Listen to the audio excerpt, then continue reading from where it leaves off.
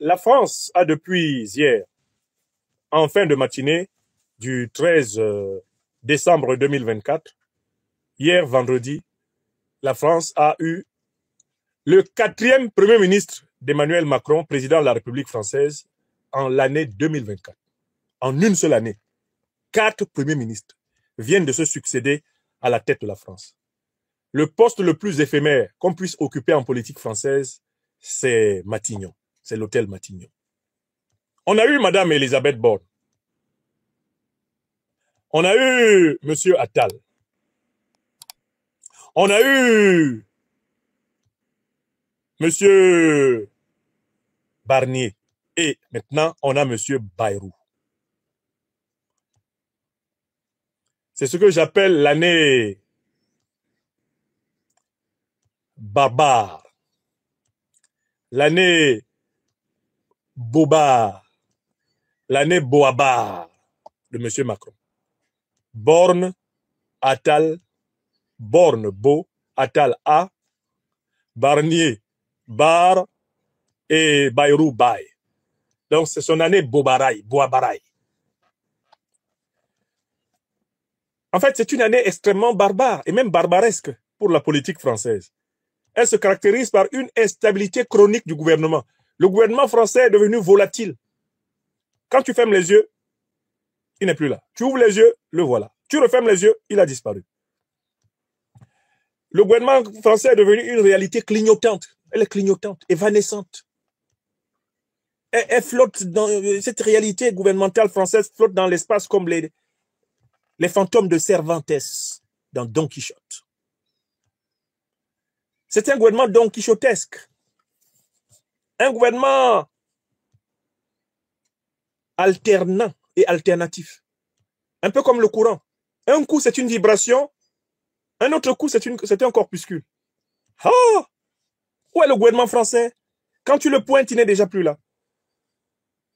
À la perception phénoménologique du gouvernement français, il faut appliquer le théorème de Heisenberg, le théorème de l'incertitude.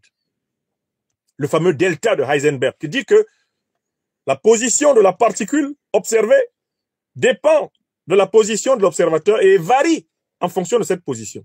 C'est-à-dire que l'observateur ne voit jamais la particule à l'endroit E où la particule doit se trouver, puisque la particule se comporte en fonction du regard de l'observateur. Oui, 2024 est l'année du gouvernement introuvable en France. Un coup, tu ouvres les yeux, c'est Madame Borne. Tu fermes les yeux, quand tu les rouvres, c'est Monsieur Attal. Un coup, tu fermes les yeux, quand tu les ouvres, c'est Monsieur Bayrou. Et c'est Monsieur Barnier. Et dès que tu fermes les yeux, que tu les rouvres, ah, le voilà, François Bayrou. Première caractéristique de l'année 2024, la France sans gouvernement. Mais il y a un deuxième fait là, qui explique cette année de la France. C'est que le président Emmanuel Macron, qui avait constaté cette instabilité chronique de son régime, obligeant Madame Elisabeth Borne, sa première ministre,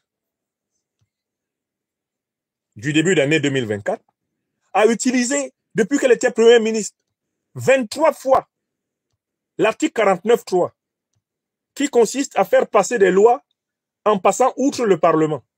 Parce qu'on n'a pas de majorité au Parlement.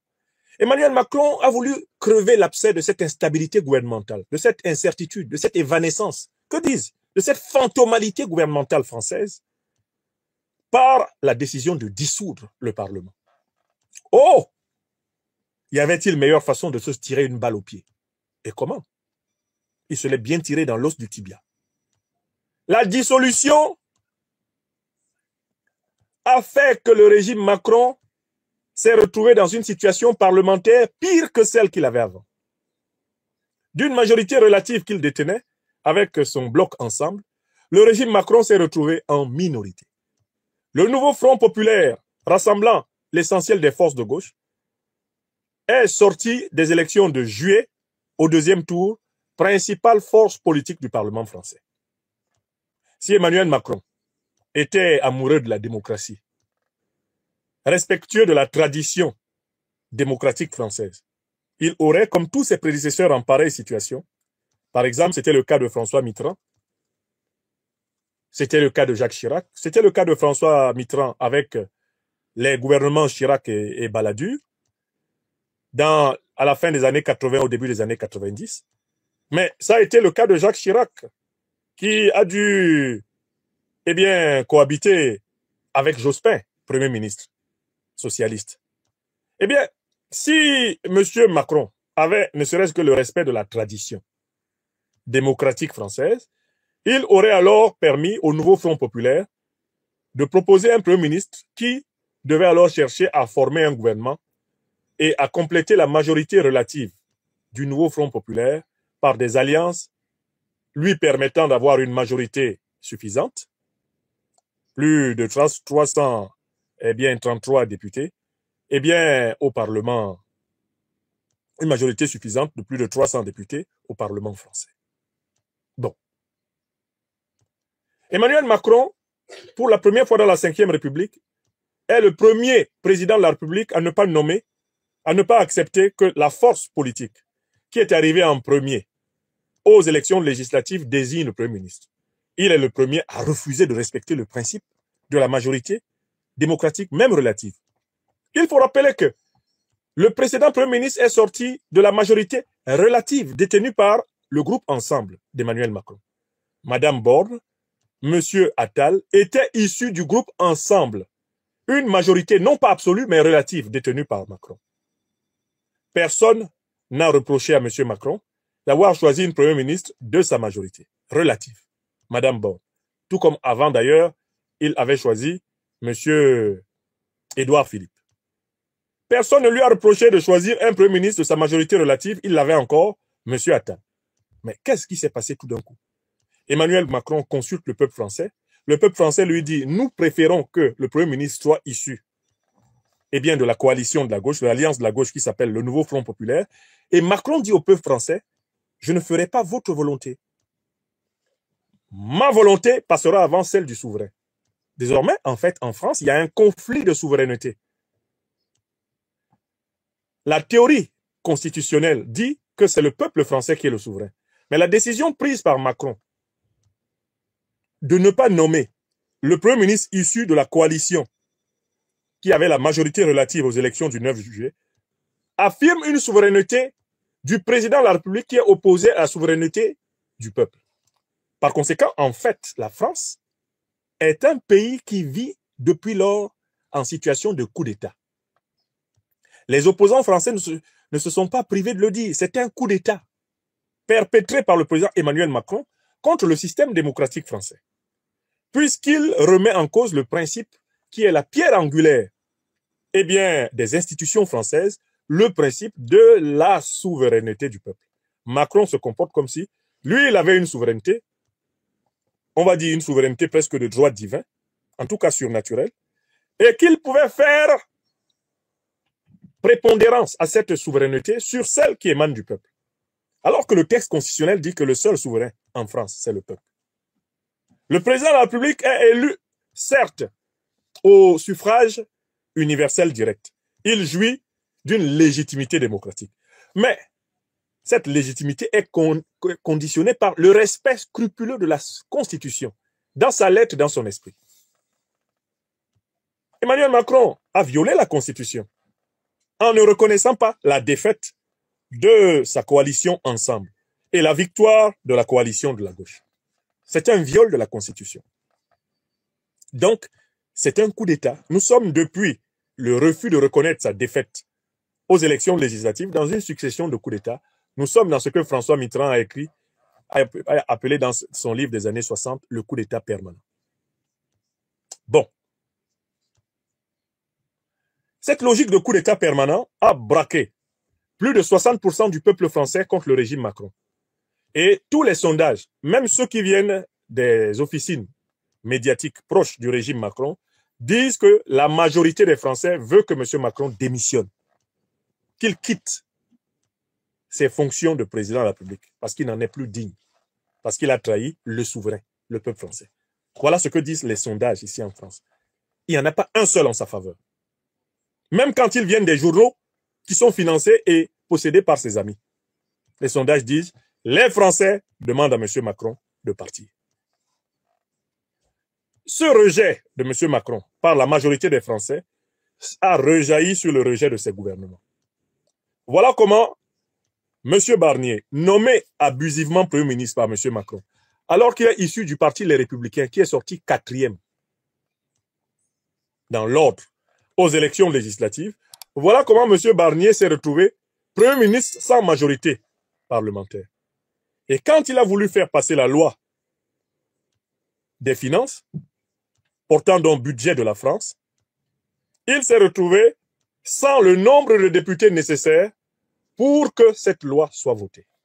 Conséquence, il a recouru à l'obsession d'Elisabeth Borne et d'Emmanuel Macron, le fameux 49.3. Cet article de la Constitution qui permet au président de la République, au Premier ministre, de faire passer des lois sans avoir l'approbation du peuple, le souverain. Une fois que M. Barnier a utilisé le 49.3, eh bien, les forces majoritaires à l'intérieur du Parlement se sont levées comme un seul homme et elles ont voté la censure. Et cela notamment le nouveau Front populaire et le Rassemblement national. Il faut rappeler qu'Emmanuel Macron, qui avait bénéficié de ce qu'on appelait la tradition du Front républicain, c'est-à-dire tout sauf l'extrême droite, tout sauf Marine Le Pen, tout sauf le Front national, tout sauf le Rassemblement national, Macron a bénéficié du soutien du Rassemblement national pour imposer d'abord Barnier. Marine Le Pen n'a pas fait obstacle. Parce que déjà, dès que Macron a proposé Barnier, la gauche, notamment donc la France insoumise et plus largement le nouveau Front populaire, votait déjà la censure. Mais Marine Le Pen a sauvé plusieurs fois le gouvernement Barnier-Macron en espérant avoir une contrepartie, c'est-à-dire que ce gouvernement lui garantisse qu'elle pourra se préparer calmement à la future élection présidentielle prévue en 2027. Malheureusement, entre-temps pour Marine Le Pen, ce gouvernement qui a prévu en réalité de confisquer le pouvoir en France par tous les moyens possibles, Marine Le Pen a eu le sentiment que ce gouvernement se trouve derrière ses ennuis judiciaires. Les affaires judiciaires de Mme Le Pen se sont mises à mousser au point qu'on en soit à la menacer de la déchoir bientôt et de son immunité parlementaire et de sa liberté et même de son éligibilité aux futures élections présidentielles. Madame Le Pen, se voyant menacée dans sa carrière politique personnelle par des juges qu'elle estime instrumentalisés par le régime Macron pour l'écarter des joutes de 2027, Madame Le Pen a mobilisé ses députés et profitant de la faille budgétaire, des incongruités budgétaires proposées par M. Barnier en faveur des plus riches et en défaveur des plus pauvres, Madame Le Pen, cette fois-ci, a soutenu la motion de censure du nouveau Front populaire, donc de la gauche. Ce qui a donné un fait presque inédit au Parlement français, la droite extrême et la gauche radicale unies pour faire tomber un gouvernement. On a donc tout vu en 2024. On a vu tout et le contraire de tout en France en 2024. Tous les schémas ont été possibles. Maintenant que M. Barnier est tombé, Emmanuel Macron nous sort comme un lapin d'un chapeau de prestidigitateur, un homme que tout le monde avait oublié. Lui-même s'était oublié. Il l'avait nommé à la tête d'une institution dont les Français mesurent très mal l'utilité, le commissariat au plan. Je ne sais pas ce qu'il fait là-bas, Bayrou. Mais de toute façon, personne ne s'intéressait à lui. On sait que, ayant aidé le président Macron à arriver au pouvoir en 2017, il est un de ses obligés et qu'il allait lui trouver un poste quelque part. On sort Bayrou pour le nommer Premier ministre. Mais Bayrou est le président du MoDem. Ce professeur de lettres, président du MoDem, possède à l'Assemblée nationale française 36 députés. 36. 36. Donc, c'est pas une force. Et il appartient à la coalition Ensemble d'Emmanuel Macron. J'ai donc lu la presse sur les circonstances dans lesquelles M. Bayrou arrive à la primature. Mais pendant plus de 2 heures de temps, il y a eu une entrevue houleuse entre lui et le président Macron au palais de l'Élysée. Et selon ce que les journalistes présents autour de cette scène nous rapportent, M. Bayrou n'a ni plus ni moins que menacé Emmanuel Macron de faire démissionner de la coalition centriste appelée Ensemble, qui regroupe le parti de Macron, la Renaissance, qui regroupe le parti d'Édouard Philippe, Horizon, qui regroupe le parti de Bayrou, Modem, et d'autres micro-partis centristes. Cette coalition-là, qui fait environ 168 députés, Bayrou a menacé d'en retirer ses 36, de telle façon que le monde entier sache très bien qu'Emmanuel Macron est vraiment, mais très gravement, encore plus minoritaire qu'il ne l'était sous le gouvernement Barnier. Ces menaces ont eu l'effet de doucher les tentatives d'Emmanuel Macron de recourir à la nomination de Roland Lescure, qui pourtant avait presque été déjà annoncé Premier ministre. Bayrou tord donc la main de Macron, qui, bien sûr, vous le voyez très bien, ne comprend que les rapports de force, et se fait nommer Premier ministre. Mais ce n'est pas tout. À peine Bayrou est-il nommé Premier ministre que les mauvaises nouvelles commencent. La note, de la France dans le marché financier international est abaissée ipso facto par le site de référence occidental Moody's. C'est-à-dire que les institutions financières internationales sont convaincues que l'année 2025 est l'année du grand plongeon financier de la France. Que la France est au bord du gouffre et qu'en 2025, elle va faire un grand pas financier en avant. Elle est au bord du gouffre. En 2025, elle compte faire un grand pas en avant. Mais ce n'est pas tout. M. Bayrou a besoin de former un gouvernement. Et il a lui-même besoin d'échapper à la censure qui a frappé son prédécesseur. Car ce qui a tué Macloclo est exactement ce qui va tuer Maclacla. Alors, il entreprend une opération impossible. D'une part, il veut flatter la droite, représentée notamment au gouvernement par Bruno Retailleau, le ministre de l'Intérieur, qui ne rêve que de chasser tous les étrangers qu'il ne désire pas de France. Et puis, il veut sauver l'aile gauche avec un certain nombre de carriéristes du Parti socialiste français, mes anciens camarades, qui sont à la recherche de n'importe quel poste pour exister et, pour ainsi dire, compléter leur fin de mois de plus en plus maigre depuis que le Parti socialiste n'est plus un parti de gouvernement. Donc, Bayrou veut ménager la chèvre et le chou. Mais, dans cette affaire, il court le risque de rassembler à nouveau contre lui ceux qui ont frappé Barnier, à savoir le Rassemblement national et finalement l'ensemble des forces de gauche, c'est-à-dire le nouveau Front populaire. D'autant plus que, quand les socialistes sont venus avec leur sébile à l'Élysée essayer d'avoir quelques postes de M. Macron, ils lui ont dit, donnez-nous au moins d'abord pour commencer le poste de Premier ministre. Comme nous sommes une force dite de gauche, au moins grâce à cela, nous pourrons accepter de faire un gouvernement bric-à-brac avec tout le monde, mais au moins on pourra faire valoir devant le peuple de gauche que nous avons eu la primature. À partir du moment où on ne leur donne pas la primature, on la donne à un homme de droite ou plutôt de centre-droit ou de centre-gauche, comme on l'appelle souvent Bayrou. Le Parti socialiste, en réalité, s'est fait humilier. En s'écartant de la ligne orthodoxe du nouveau Front populaire, de refus de participation aux gouvernements illégitimes de M. Macron, le Parti socialiste se fait humilier puisqu'il n'obtient pas le poste de Premier ministre. Donc le Parti socialiste est aussi très remonté actuellement contre Bayrou.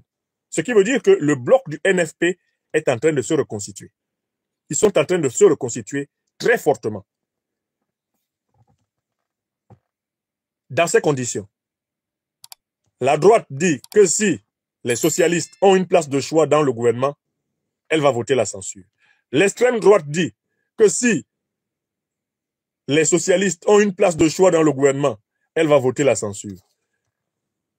La gauche radicale dit que de toutes les façons, Bayrou n'est pas issu du nouveau Front populaire, qui est la coalition victorieuse, quoique avec une majorité relative aux élections de juillet 2024, si ce n'est pas le Premier ministre proposé par le nouveau Front populaire qui dirige le gouvernement, NFP, et en tout cas la France insoumise, votera la censure. C'est sur ces entrefaites qu'arrive, la catastrophe naturelle de Mayotte, dans l'île comorienne de Mayotte. car il faut bien l'appeler par son nom, l'île comorienne de Mayotte.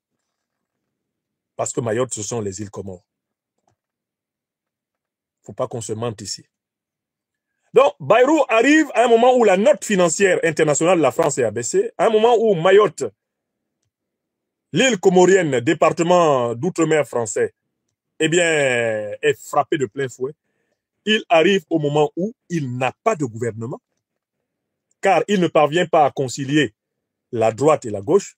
Il arrive au moment où, eh bien, le Rassemblement national, la France insoumise, et même de plus en plus le nouveau Front populaire sont en train d'aiguiser leur lime pour voter une censure encore plus censurante que celle qui frappa Barnier.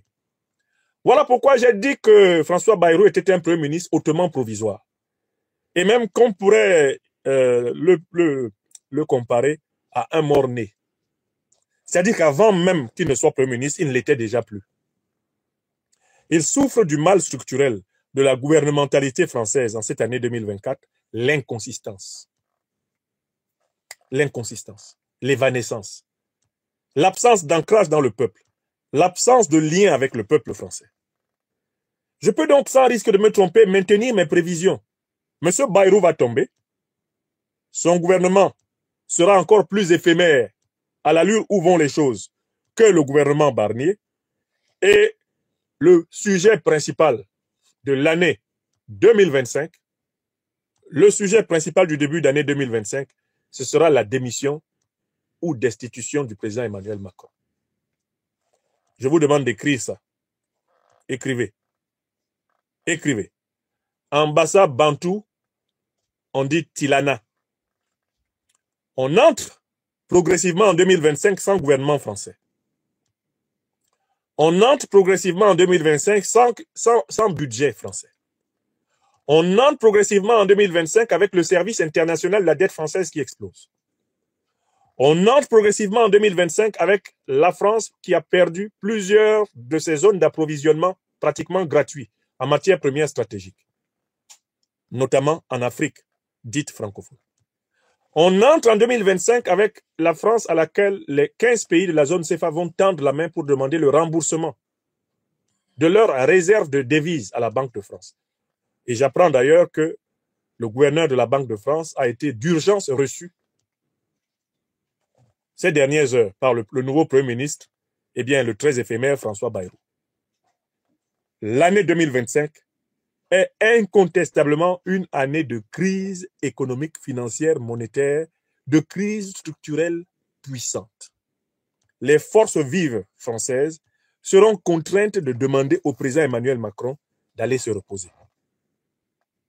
Il n'y a pas d'issue à la crise politique que la France traverse actuellement sans un renouvellement institutionnel complet.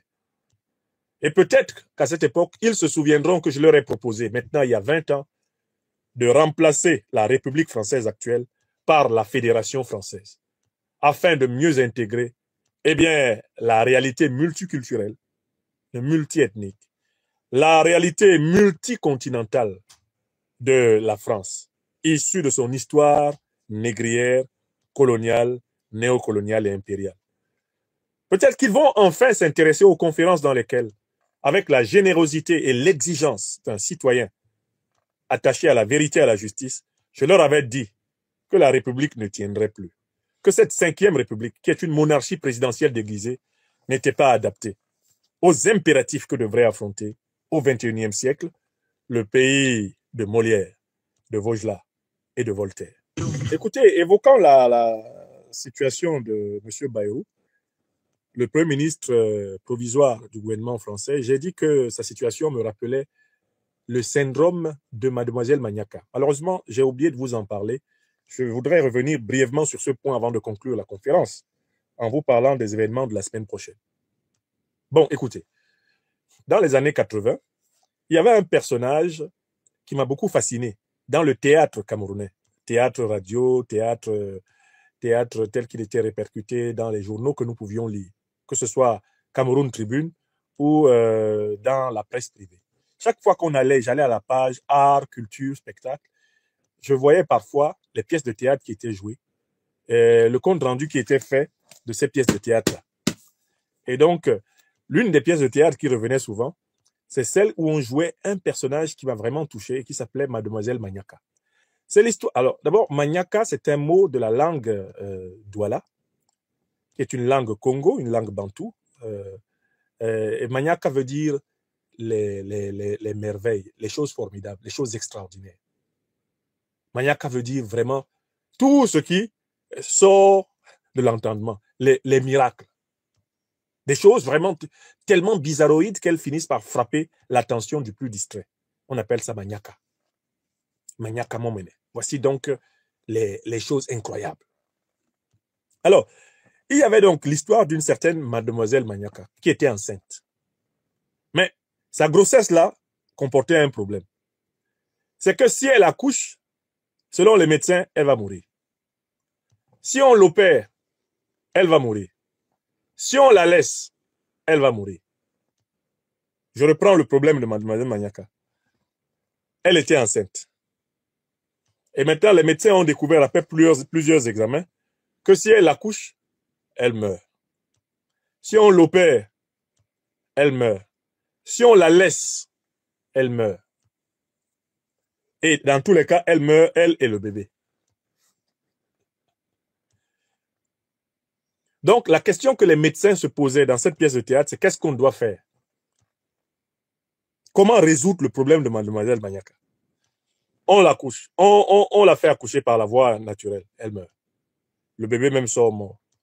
On la laisse. Elle meurt avec le bébé. On opère par césarienne son ventre pour tirer le bébé. Elle meurt et le bébé aussi meurt. Donc, les médecins étaient confrontés à ce problème. Que faire? C'est une figure qui revenait dans le théâtre camerounais. Et c'est en grandissant que j'ai compris que, en fait, les dramaturges camerounais qui ont utilisé cette figure voulaient nous parler de la situation de notre propre pays, le Cameroun. Que le Cameroun, là, en fait, c'était Mademoiselle Maniaka. Puisque le pays avait connu une guerre d'indépendance hautement coûteuse en vie humaine. On avait perdu 1 million d'êtres humains entre 1955 et 1971 au Cameroun. Et par conséquent, la lutte pour l'indépendance avait abouti à une impasse. On était bloqué. Le pays avait voulu se confier, pour ainsi dire, à la bonne volonté de la France et de la Grande-Bretagne. Là aussi, on était bloqué parce que ces deux puissances n'ont jamais voulu qu'un autre pays que le leur soit développé. On était bloqué aussi dans cette voie-là. Troisième voie qu'on cherchait, c'était des modérés camerounais qui gouverneraient le Cameroun en trouvant un équilibre entre les exigences des puissances néocolonialistes impérialistes et puis les espérances du peuple. Hein, c'est la voie intermédiaire que tenteraient des gens comme Paul Biya, par exemple. Là aussi, ça a échoué. Alors, comme on était à une époque de grande répression, les dramaturges camerounais ont trouvé, à travers la figure de Mademoiselle Maniaka, une manière de montrer que le pays était bloqué. Or, cette situation de Mademoiselle Maniaka, on la laisse, elle meurt. On l'opère, elle meurt. Elle accouche, elle meurt. C'est la situation de François Bayrou, l'actuel Premier ministre, et bien provisoire de la République française. Si on le laisse être Premier ministre, il ne pourra rien faire. Il va échouer. Si on l'empêche d'être Premier ministre, ben, il ne l'aura presque pas été. Hein? Si on essaie de le forcer à être Premier ministre, là aussi, il va encore échouer. En fait, Bayrou, il est dans la situation Mademoiselle Maniaka. On le laisse, il tombe. On le soutient, on le force, il tombe. Mais si par conséquent, on se contente de compter sur son génie personnel, il va aussi tomber. C'est ce que je voulais dire quand j'ai dit qu'il souffre du syndrome de Mademoiselle Maniaka. Car il n'a pas de majorité parlementaire, il ne peut pas gouverner. D'accord? Donc on le laisse, il va tomber. S'il veut forcer pour gouverner, il va tomber, il sera censuré. Et si par conséquent, si on ne fait rien, on le laisse simplement être Premier ministre, ça ne suffira pas. Il va quand même tomber encore pour n'avoir rien fait. Donc, en fait, on a en France une situation de cercle vicieux et de blocage tout complet. C'est ce que je voulais illustrer par la figure de François Bayrou dans la situation de Mademoiselle Maniaka, figure artistique, figure de la comédie camerounaise des années 80.